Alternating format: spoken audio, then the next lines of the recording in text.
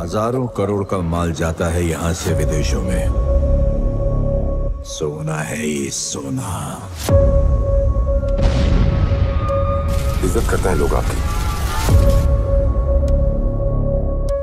इज्जत नहीं करते हैं, डरते हैं सब। और डर की यही दिक्कत है कि कभी भी खत्म हो सकता है। कौन है फॉरेन माफिया गैंग? क्या एक तीर से दो निशाने लगा रहा है सलार? क्या थी सलार की प्लानिंग? तो दोस्तों, अपने लास्ट वीडियो में हमने आपको बताया था कि कैसे रॉकी ने फरहान पर भरोसा दिखाकर उसे फॉरेन भेजा, और किसी छोटे काम के लिए नहीं बल्कि अपने गोल्ड के बिजनेस को बढ़ाने। लेकिन फरहान ने गोल्ड के बिजनेस के साथ साथ और भी कई ऐसी चीजें शुरू कर दी थी जिसकी वजह से वो बना सलार, और उन सब क्राइम्स का जिम्मेदार बना रॉकी।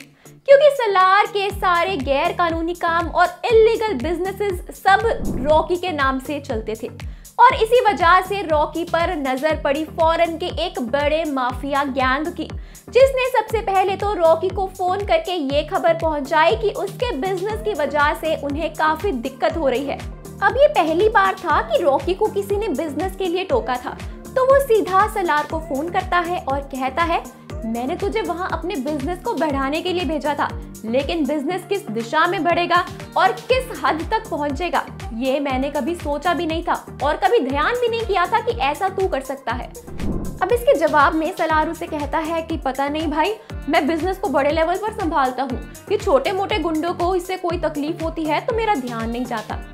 इसे सुनते ही रॉकी उसे सिर्फ एक बात कहता है, कभी किसी छोटे मोटे गुंडे को अंडर एस्टिमेट मत करना, एक चींटी ही हाथी को पलटने के लिए काफी होती है।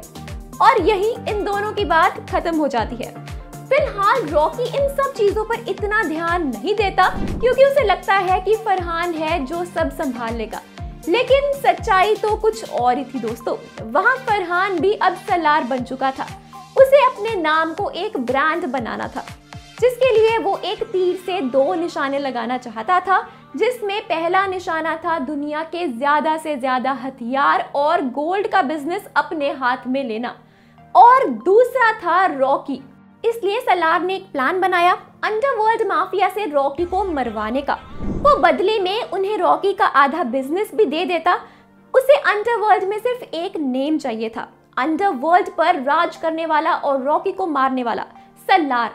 लेकिन इसके साथ ही वो अपना दूसरा तीर चला रहा था खुद माफिया गैंग पर, जो एक तरफ रॉकी को मारेंगे और सलार द्वारा रॉकी की सेना भड़काएंगे और उन्हें खत्म कर देंगे। फिर दोस्तों, इसी के साथ आपको बता दे, अब क्या वो अपने इन सपनों को पूरा कर पाएगा? क्या लगता है आपको? क्या रॉकी को मारना सच में होगा इतना आसान?